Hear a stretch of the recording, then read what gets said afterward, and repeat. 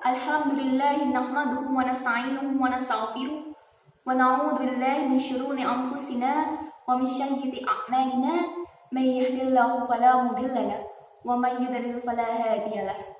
Asyhadu an la ilaha illallah wa asyhadu anna Muhammadar Rasulullah. Ya ayyuhalladzina amanu taqu rabbakum alladzi khalaqakum min nafsin wahidah wa khalaqa minha zawjaha wa bassa minhuma rijalan katsiran wa nisaa'a wattaqullaha alladzi tasaaluna bihi wal arham innallaha kana 'alaykum raqiba. Ya ayyuhalladzina amanu taqullaha wa qulu qawlan sadida yuslih lakum a'malakum wa yaghfir lakum dhunubakum wa qad faza fawzan 'azima. Amma ba'du. Talabul ilmi faridatun 'ala kulli muslim. Menuntut ilmu wajib bagi setiap muslim. Islam sejak mula merupakan agama yang melihat pentingnya kedudukan akhlak bersamaan dengan ilmu. Fungsi keduanya tidak dapat dipisahkan dalam membentuk masyarakat muslim yang ideal. Akhlak yang baik, akhlakul karimah, merupakan prasyarat mutlak yang menentukan derajat seseorang. Akhlak berkaitan dengan soal bagaimana seseorang menuntut ilmu dan menerapkannya dalam kehidupan. Seorang muslim yang baik mencintai ilmu tanpa harus bersikap sombong, lantaran merasa lebih mengetahui. Dalam konteks ini, sosok Rasulullah SAW dipandang sebagai figur yang sempurna. Dalam artikelnya, Daniel Makbullah menulis bahwa Rasulullah SAW telah mencapai puncak keilmuan. Sebagai utusan Allah, beliau mengetahui hukum Al-Quran sampai sedetail-detailnya, kemudian menyampaikan dan menjelaskannya kepada manusia. Oleh karena itu, Rasulullah SAW merupakan teladan sekaligus sumber rujukan utama dan pertama bagi segenap kaum muslimin, baik yang hidup sezamannya atau generasi-generasi kemudian. Dalam sebuah hadis riwayat At-Tabrani, Nabi Muhammad SAW menghimbau segenap kaum muslim, jadilah engkau orang yang berilmu atau orang yang belajar, atau orang yang mendengarkan ilmu atau orang yang mencintai ilmu. Dan janganlah engkau menjadi orang yang kelima, maka kamu akan binasa. Sebagai sumber ilmu-ilmu agama Islam, Rasulullah SAW menumbuhkan dan mengembangkan sunnah sebagai referensi bagi kehidupan manusia hingga akhir zaman, dan agar kita selamat di dunia dan akhirat. Dalam artikelnya, Makbullah juga menulis, Nabi Muhammad SAW menerapkan sejumlah prinsip yang dapat ditiru oleh orang saat ini.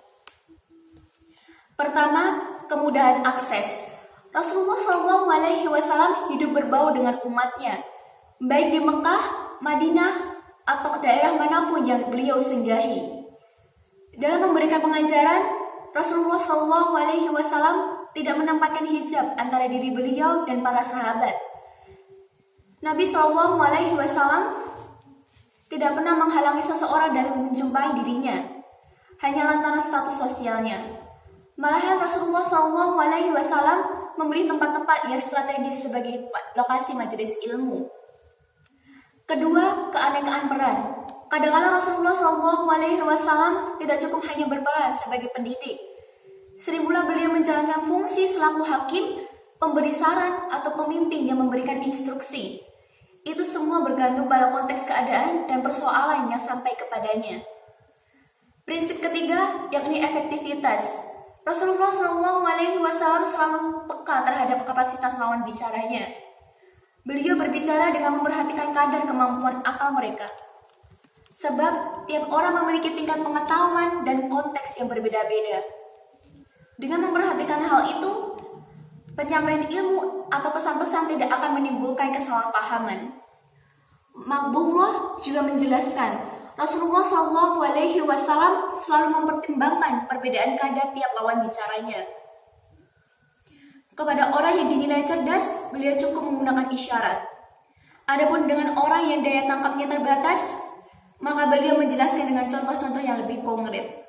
Rasulullah SAW juga berhati-hati dalam menentukan sikap. Bila suatu kejadian belum mendapatkan hukumnya berdasarkan firman Allah, maka beliau memilih diam hingga mendapatkan petunjuk dari Allah. sudah ada hukumnya, maka penerapan yang paling mudah dan sesuai itulah yang dipilih beliau. Dalam sebuah hadis yang terhimpun Musnad Imam Ahmad, Rasulullah SAW bersabda, ajarkanlah, permudahlah, dan jangan mempersulit. Yang keempat, kesabaran. Hal ini terutama berkaitan dengan cara Al-Quran diturunkan Allah kepada Nabi SAW melalui malaikat Jibril. Kitab suci ini sampai secara berangsur-angsur, tidak seketika utuh.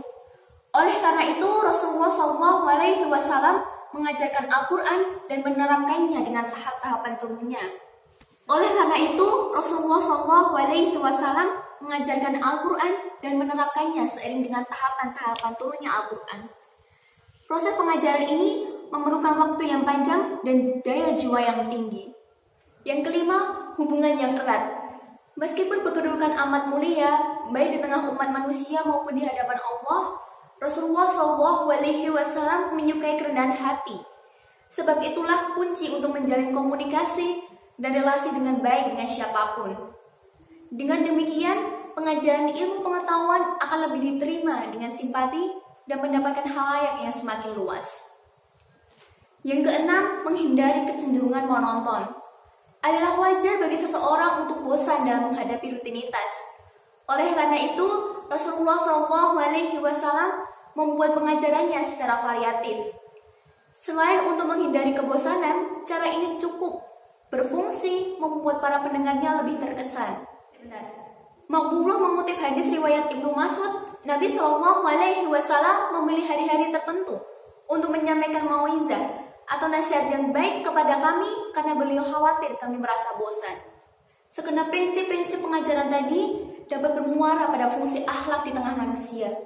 Betapa pentingnya persoalan akhlak ini di atas ilmu.